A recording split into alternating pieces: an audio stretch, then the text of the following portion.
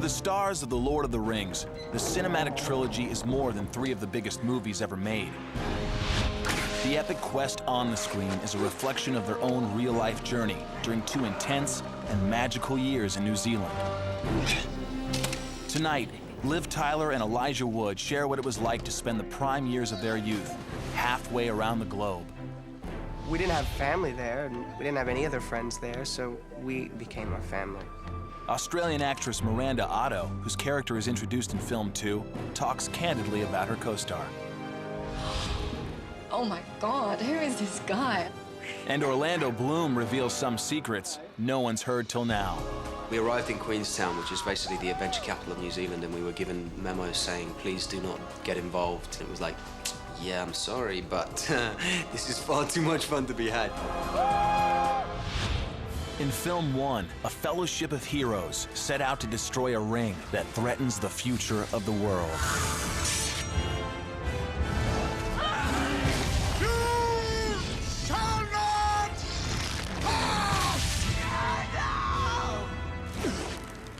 The fellowship is breaking.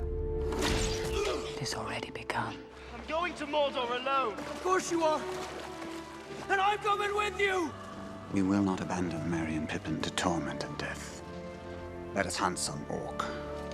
Now, the journey continues in The Two Towers, the pivotal central film of the Lord of the Rings trilogy. The beauty of doing what we did is that we shot 3 movies in a trilogy at the same time. The Two Towers was essentially already shot and in the can by the time the Fellowship of the Ring came out. So it is very much a continuation of the story. It goes into a different place in the sense that our characters have now split up.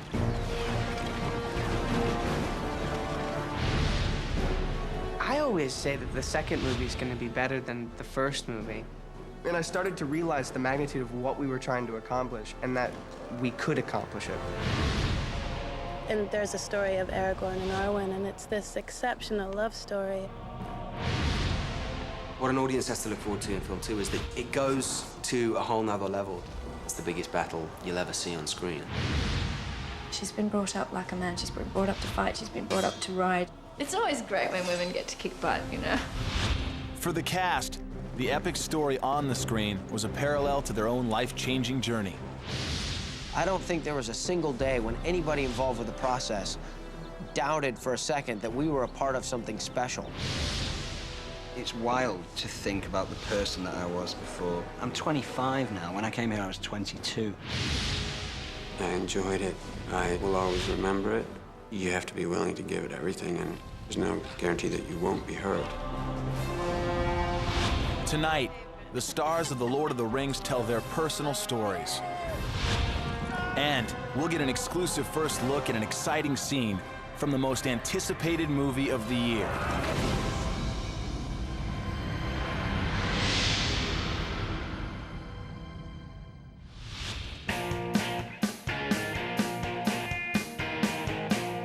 When the first film of the Lord of the Rings trilogy opened in December 2001, it quickly became a worldwide pop culture phenomenon and the 5th highest grossing film of all time.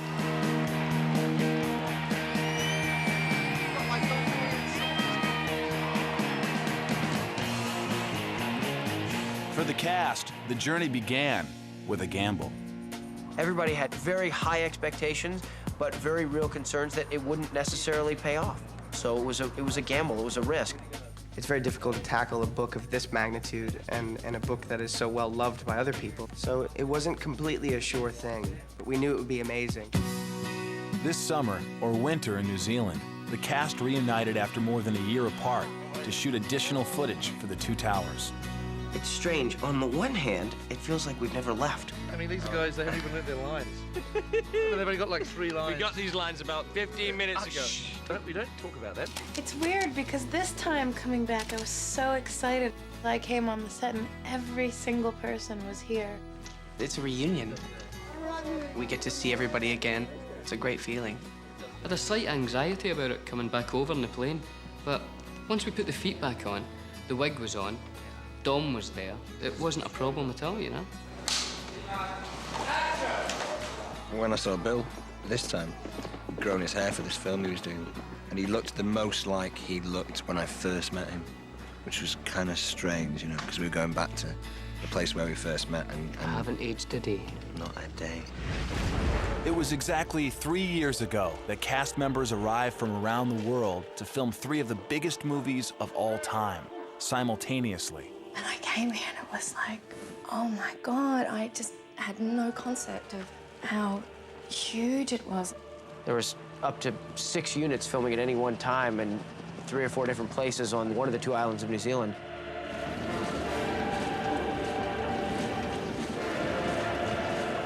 From a visual perspective, film 2 becomes greatly more epic. Peter hasn't tried to make a carbon copy of film 1. He's built a greater and more comprehensive world.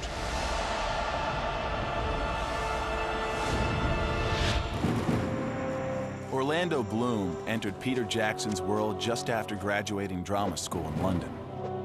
I was in my apartment and I got a call from my agent just saying, oh, you've been offered Legolas in Lord of the Rings. I sort of phoned her about 6 times, like afterwards, just going, did you just call me and tell me I got a role in Lord of the Rings? And then, I mean, that's like the most memorable phone call I've ever had. I'd never been to New Zealand in my life. It was like being at an adventure camp or something, you know? Horse riding, archery, sword play. It was like, you know, every boy's dream. An 18-month shoot is just unbelievable. There were times when you felt like exhausted, you know, physically and then mentally exhausted. But, you know, we would just, everyone would sort of help pull each other through. It felt like we were riding some wild horse and everyone was just trying to grab a rein the whole time, trying to keep it going.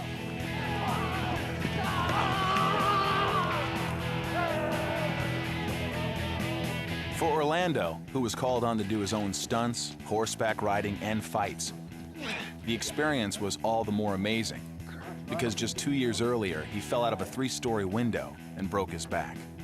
I had this very narrow escape, and basically they operated on me. Their first diagnosis was that I may not walk again. I walked out of hospital on crutches within 13 days. I mean, I was just a very lucky young man.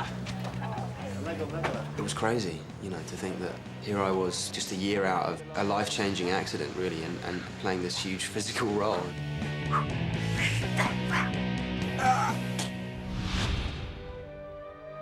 Liv Tyler came to New Zealand to play the elven princess Arwen.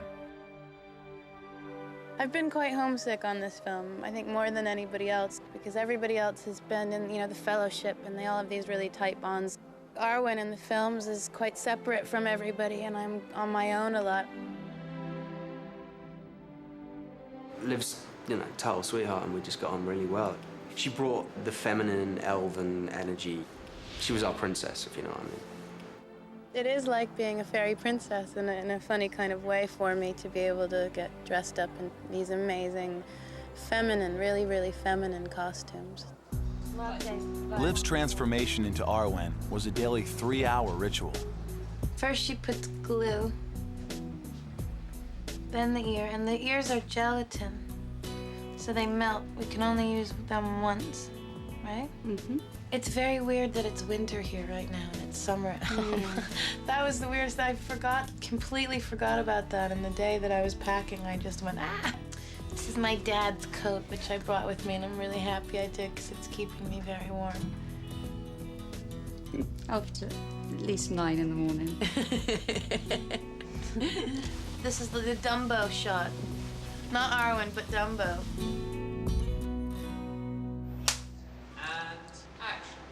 I come to Aragorn in a vision at one point when he's wounded and defeated, and I come to him in a way to encourage him. This is a dream. Then it is a good dream. Viggo came the other day and just said he wanted to have a lot more Elvish in those scenes. Si pelianen ni vadna diali. I enjoy speaking it so much. I mean, I wish all my lines were in Elvish.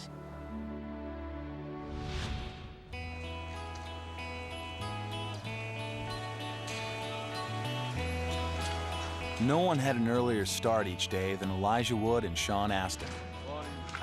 A big part of their Lord of the Rings experience took place before the sun even rose.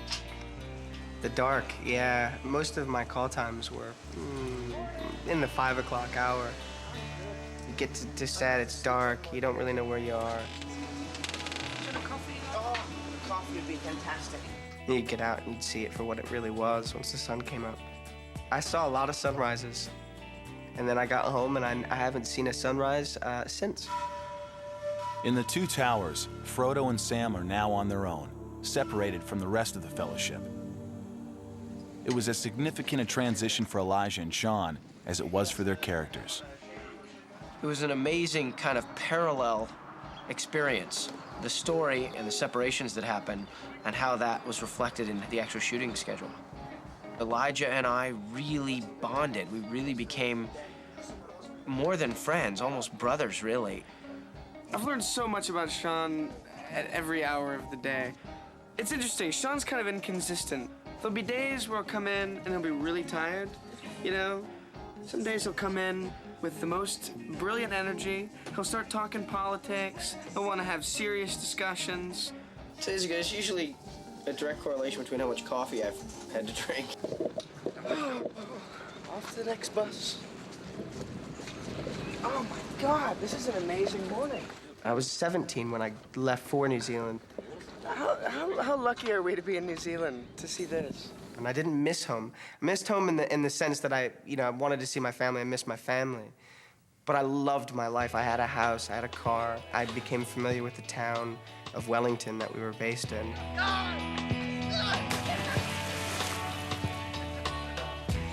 Because I did so much growing in New Zealand. It left such an impact on me. Sean and Elijah started filming The Two Towers around 4 months into the production schedule, about the time when most movies have already wrapped. And then I realized, oh no, we've got another year and several months. And I definitely had at least one moment of thinking, oh no, what have I gotten myself into? Sean's worst day came on the 197th day of filming, when he and Elijah were helicoptered into a remote location. You'd be in a state of panic.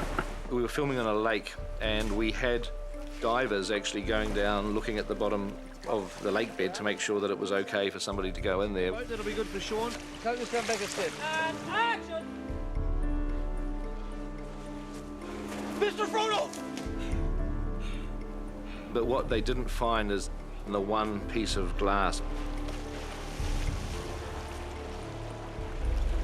He didn't yell or anything, he just went still. I knew instantly that it was a substantial injury. Let's sit him down and have a look at his foot.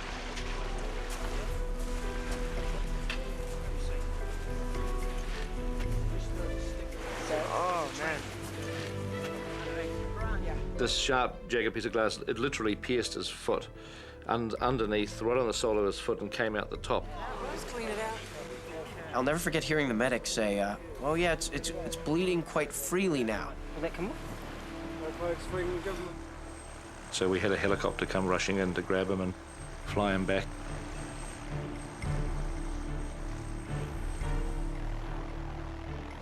"24 hours and 20 stitches later, Sean was back on set. And today's event would become one of the endless memories along the 3-year journey. It's incalculable how much of an impact the making of these films has had on my life. It's an experience of a lifetime. I'll never have another experience like this. In film 2 of the Lord of the Rings trilogy, the Two Towers are the fortresses of the wizard Saruman and the Dark Lord Sauron, an evil alliance, united in their effort to capture the ring and annihilate all of Middle-earth. Against such overwhelming odds, the opposition finds hope when their leader returns in an even more powerful incarnation. It cannot be. The members of the Fellowship have splintered into 3 groups. Frodo and Sam continue toward Mount Doom, unaware that they are being followed. Merry and Pippin have been kidnapped by Saruman's Uruk-hai soldiers. And Aragorn, Legolas, and Gimli, in pursuit of the Uruk-hai, venture into the kingdom of the Rohans. What business does an elf, a man, and a dwarf have in the Ritter Mark? Speak quickly. They're a race of people who are under attack by Sauron and Saruman and, you know, the evil forces of Middle-earth are coming in on them and burning their villages. Joined by the wizard Gandalf, Legolas and his companions ride to the Rohan capital of Edoras, prepared to offer their support to the besieged kingdom. Edoras and the Golden Hall of Meadowseld. There dwells Theoden, king of Rohan. At Edoras, we meet the king's niece, Eowyn. She's been brought up like a man. She's been brought up to fight. She's been brought up to ride. It's always great when women get to kick butt, you know? It's always fun. Aragorn is the one man that she really looks up to, and she falls in love with him. She's very different from Arwen. You could say she might even be more right as a person for him to be with. There's a great affection between them. I first saw Viggo and I was like, oh my God, who is this guy? Oh, and he's playing Aragorn. Oh, this is going to be so easy to fall in love with this man. He's a man of incredible integrity, and he also looks absolutely smashing as Aragorn. I defy all women who watch this film not to fall in love with him. For the cast, the filming at Edoras marked a high point in the entire journey. The first time we drove to the Edoras set was about an hour-and-a-half drive, as I remember. And I slept for about the first hour, and then they woke me up and said, wait, you have to see. And as you come over the hill, suddenly there it is, right in front of you.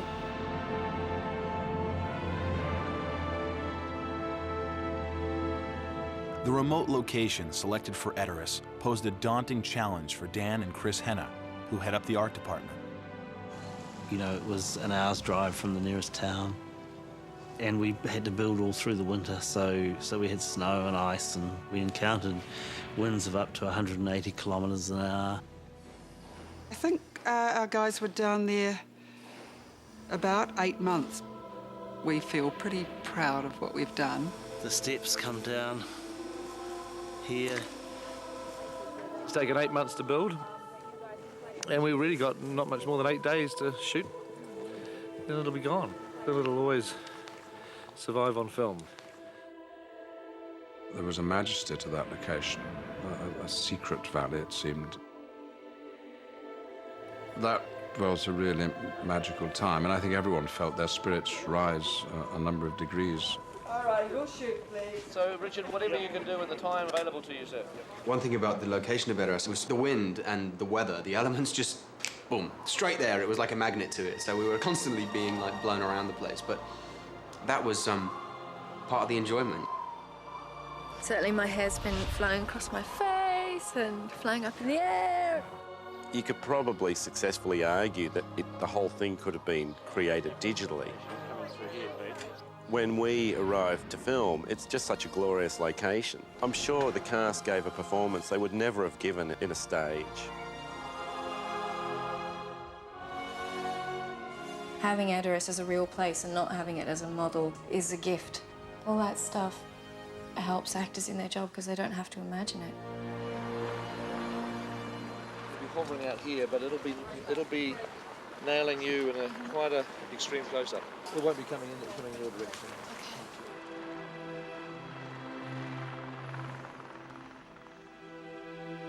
If Edoras could be considered heaven on Middle-earth, then Helm's Deep would have to be its hell. Helm's Deep is the fort that has been able to withstand all the battles that have been held there, you know. To date, it's the biggest battle you'll ever see on screen. The fortress of Helm's Deep was built over 7 months in the cliff face of a remote rock quarry.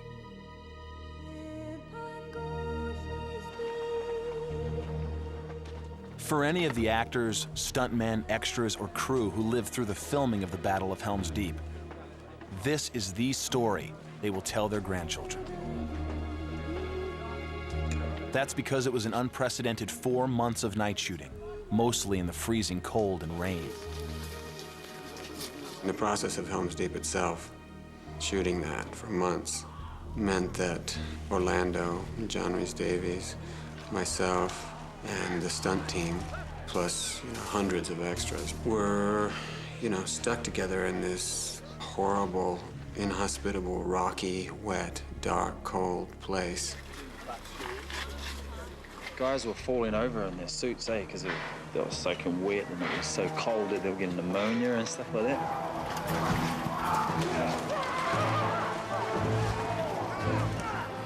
If someone was going through pain or going through their own little troubles in their head, someone would be there to pat them on the back and, come on, bro, you can do it. Helm's Deep was definitely one of the most demanding shooting schedules that we had, but it was a lot of fun. There's a lot of mad energy that goes on at that time of night, and it was like a boys' night out. Basically, all the lads getting around shooting arrows, using their swords, getting down and dirty.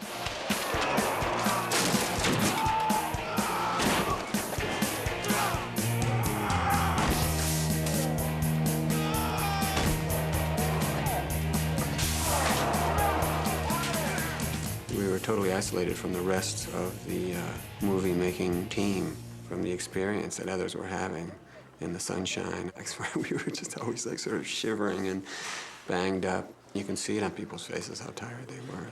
Everybody had this sort of vampire life where we were passed out from exhaustion. And you go outside in the street and you're all sort of pale and scratched up and cross-eyed, and you recognize it blocks away. Oh, there's one. They're like these creatures of the night. At Helm's Deep, Aragorn, Legolas, and Gimli fight alongside a few hundred men and elves in a desperate last stand against Saruman's army of 10,000 Uruk-hai. Not very good odds. But the message is you have to at least try. For both Aragorn and Viggo, Helm's Deep became the place to lay it all on the line. I'd say that Viggo and Aragorn are very similar. Viggo is incredibly committed 100% of the time.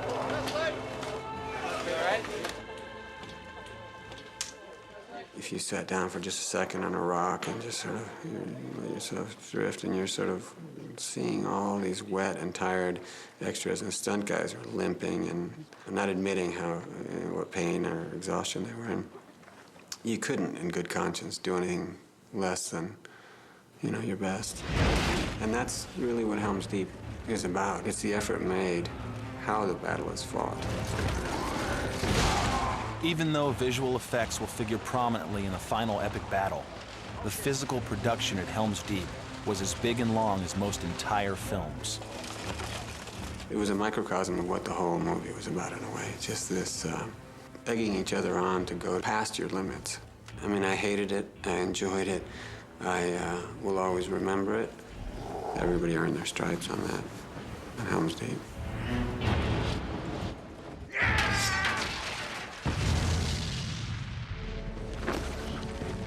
What is it? What do you smell? Man flesh. The hobbits Merry and Pippin, who provided much of the comic relief in film 1, find themselves in more desperate circumstances in the Two Towers. We're basically prisoners of war, and Merry's had a terrible gash in his head. And I've never seen Merry like that before, so it's a real sort of, things have been bad up to now, but this is just like a world that we don't understand. What's making that noise? They end up on the outskirts of Fangorn Forest.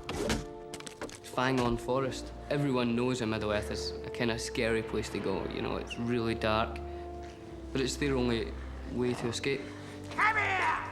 The trees have started to move as well, so it's a kind of horrible place. But within that, they're met by Treebeard. So they go from being prisoners of war to like the very bosom of nature. It kind of helps them become hobbits again. Bosom. Did I say bosom? It's bizarre how the story mirrors our life. It could quite easily have happened that I became a lot closer with, Viggo, or Orlando, or Ian. when I broke away to do my separate story with Billy, I would always think, oh, well, it's great, but what a shame I'm not with, you know, the person that I feel I've connected to the most. But it just so happened that I did connect with Bill probably the most. That is very aggressive, Tom. For Billy and Dom, like the rest of the cast, the New Zealand capital city of Wellington became their adopted home. So this is Fidel's, one of the best cafes in Wellington. This is my second breakfast for today. Second breakfast. You see what he's done there? See what I've done there? See what he's done? What about breakfast? You've already had it. We've had one, yes. What about second breakfast? He's brought life and the movie together. Like here we have kumara and bacon together. Me and Dom, we're now together, but not like that. Second stop of the day, Real Groovy Records. I mean, we're in makeup for, you know, an hour and a half. You need something to wake you up, and for young guys, well, for anyone really, but certainly for us young guys, it seemed to be that music was, you know, the big motivator in the morning. Dom recommended this for me. It's Icelandic music. I think it's, they play the nose flute. A very difficult instrument to master. Billy and I are very competitive in terms of pool.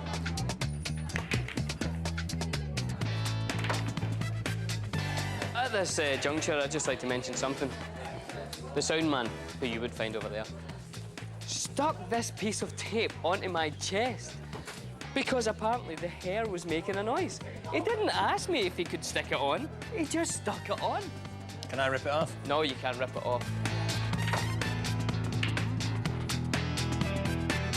He's allowing me to pull off the masking tape that was put over his shirt to stop his microphone from causing noises. Bill? Ready? Ready, mate? Mm-hmm. In 3, 2, 1. Check it out, check it out, check it out. There's a few there.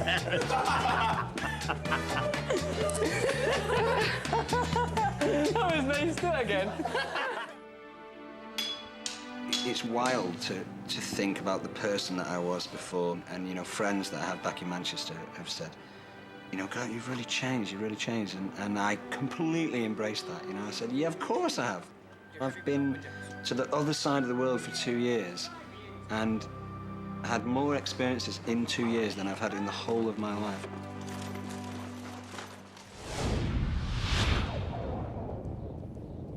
This looks strangely familiar. It's because we've been here before. Like Merry and Pippin, Frodo and Sam are separated from their friends on a journey that's becoming ever more perilous. We're not alone. Secretly trailing them is Gollum, once a hobbit-like being himself, until he was transformed by his lengthy possession of the ring.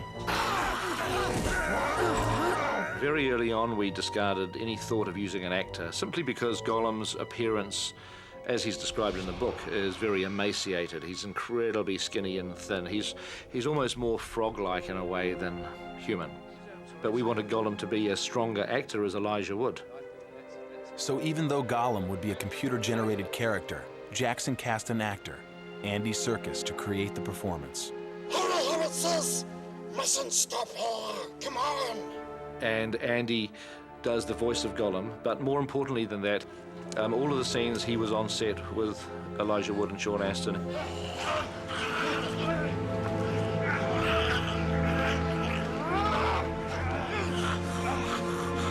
And then we would replace Andy with the, you know, with the proper-looking computer character. No! You know the way to Mordor. Frodo sees within Gollum sort of a mirror image of himself, what he could become if the ring were to take hold. We can't become it, food. We have vanished. We have. He's obsessive, he's compulsive, he sweats when he sees the ring, he can't take his mind off it. They will cheat those precious wakers. Perhaps no day of filming would challenge Andy more than the one that called for him to jump into a river and catch a fish. You guys know the drill? Yeah. I'm going to say this to you because you're on The location is the foot of Mount Ruapehu, New Zealand's most active volcano. But there's a problem. The scene is supposed to take place in summer. We woke up on the morning of the shoot and discovered that it had actually snowed overnight. And we had a problem because the schedule was very tight and we couldn't stay in Ruapehu an extra day. So Jackson asked the crew to get rid of the snow by 1 o'clock that afternoon. I've got to try and melt out this whole basin. This basin you see behind us here is the area that I've got to try and clean up. We want to see all rocks through here and no snow. The strategy is threefold. Use huge fans and heaters to blow hot air over the area. Try to melt the snow with fire hoses. And break up the frozen river with shovels.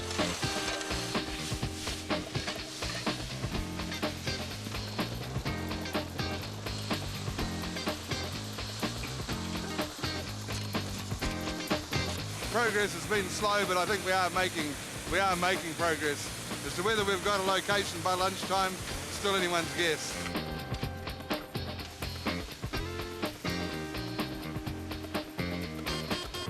At 1 o'clock, the crew gets the call. The director is on his way up the mountain.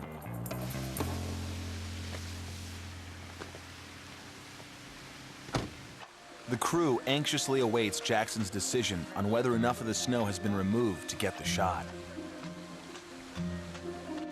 Well, the snow's not too bad through here. I think we've got a plan, Caro. We're putting a camera here, and we have Frodo and Sam up by sort of just past the fire hoses. The river is now flowing, but the water Andy must jump into is still glacial cold. Now, normally the suit I wear is very, very thin, and you know, it's got a lot of flexibility, and I can move. This wetsuit was about 3 inches thick. It was like I looked like a Michelin man, and then they pulled the headpiece on it, and I couldn't move. I was like this. Just give it a couple of beats after action, and then go for the fish. Okay. All right, good. And look at Shauna's like, he's freaking me out, dude. The water's freezing cold. And action!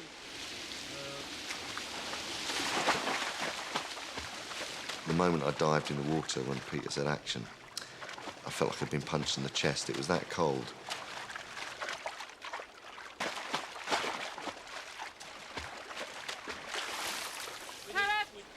But that was good for you, Andy. Just one more. I think we did it like 4 times. That was mental. Andy was crazy. And all I was thinking was, I'm still alive. I'm still alive. Come on, keep going, keep going. In the movie, Gollum's dive into the river will be Andy's performance. But perhaps no actor has undergone so much when his own flesh and blood will never be seen on the screen.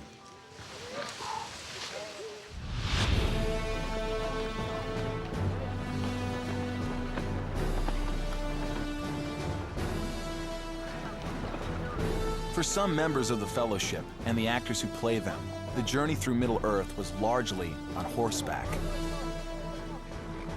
Horse riding was a huge part of my training process to get very accomplished and feel very comfortable on a horse. Action! We had some huge stunts to do. I was riding over these planes, letting go of the reins because Gimli's fallen off. I'm firing at a beast that's about to attack. Viggo was fortunately a very good rider when he arrived in New Zealand to work on the film.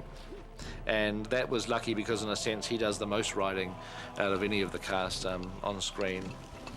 Throughout production, Viggo never missed the opportunity to further improve his riding skills.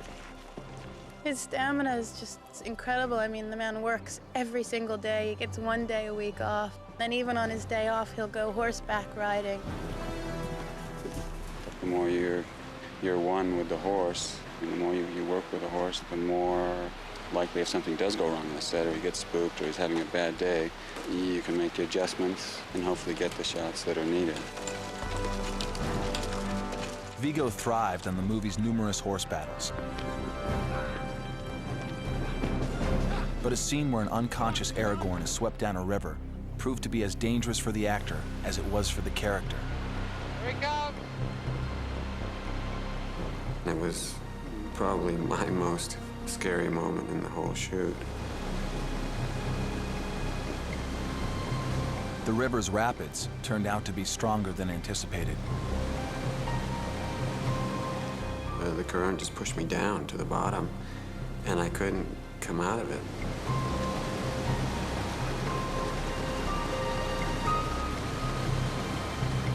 But I opened my eyes and I was way down. I was, I don't know, 15 feet down. I was running out of oxygen. Finally, I guess I kicked against a rock or something, and it just pushed me just enough away, and I just sort of popped up.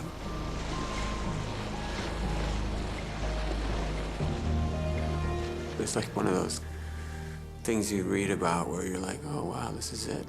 This is how it's gonna end. For all the remarkable events the cast experienced during filming, they had at least as many unforgettable adventures away from set.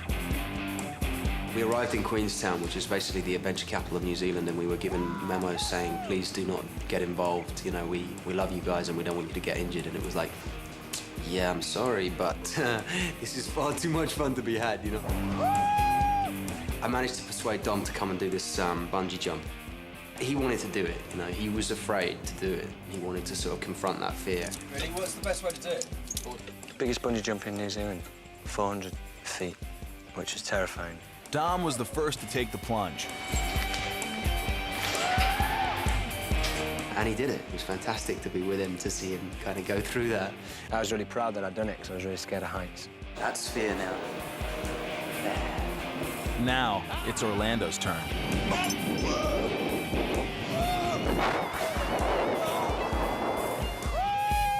I did it once and I was like, can I do it again straight away? The Hobbits spent most of their days off at the beach. None of us were surfers before we got to New Zealand, and that took up a lot of our time. Once we started, Billy was like, you gotta give it a go, and I was like, okay. And then we surfed all the time.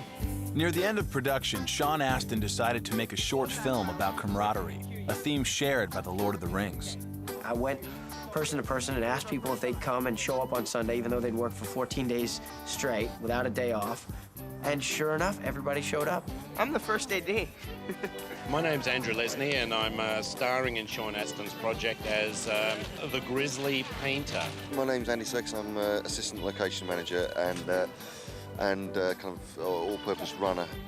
Even Peter Jackson makes a cameo appearance as the bus driver. Let's roll, camera. Let's roll. And action, camera.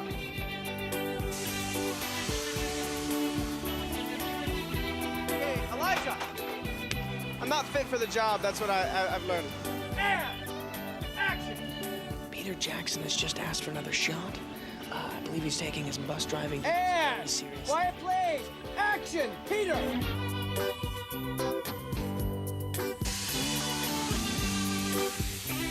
Cut. Print. That's a wrap on Peter Jackson. He's okay. He's a little bit bossy, a little bit pushy. I was trying to do my best. He almost brought me to tears a couple of times, but I just held my composure, and I hope he's happy. Everybody, thank you so much. I mean, from the bottom of my heart, you made a dream come true today. Thank you. Even after years of working together nearly every day, the cast and crew of The Lord of the Rings never tired of each other. And in fact, I think we probably became closer and closer as the movie progressed. We didn't have family there, and we didn't have any other friends there, so we became our family.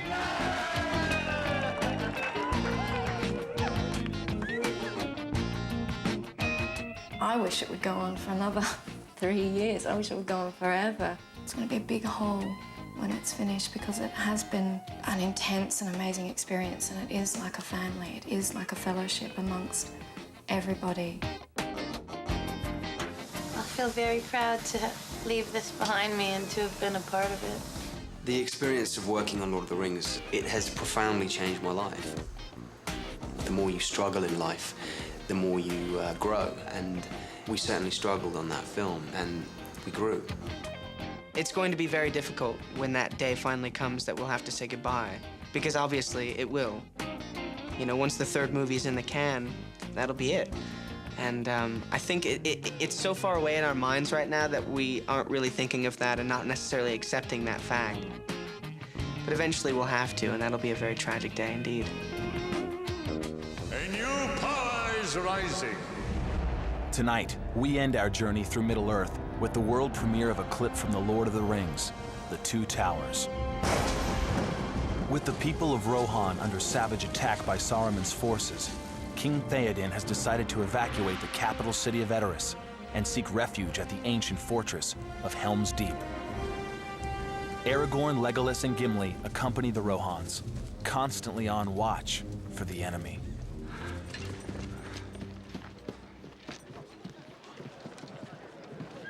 What is it? What do you see? We're under attack!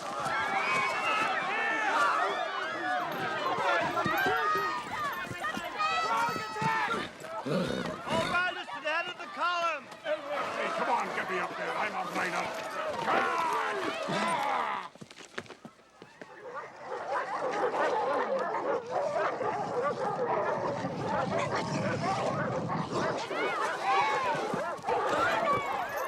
You must lead the people to Helm's Deep and make haste. I can fight. No! You must do this for me. Follow me! Yeah! Forward, forward, I mean, charge forward. Make for the